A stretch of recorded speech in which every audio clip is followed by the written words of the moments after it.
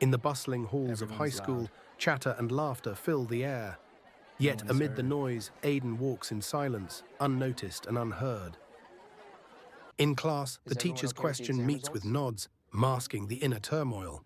Aiden perceives the unspoken, trembling hands, forced smiles, and restless breaths. Alone at home, Aiden listens to his heartbeat, envisioning a What if world where feelings had emotions are shapes? visible.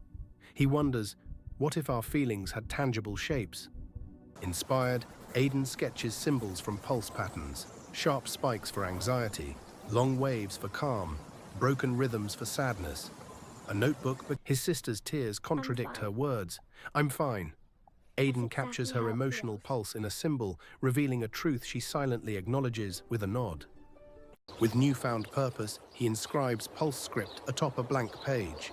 In this moment, a smile breaks his usual solemnity, marking the birth of a new language. In school, Aiden hands a lonely classmate a card inscribed with pulse script. Scanning it reveals, "You're not invisible."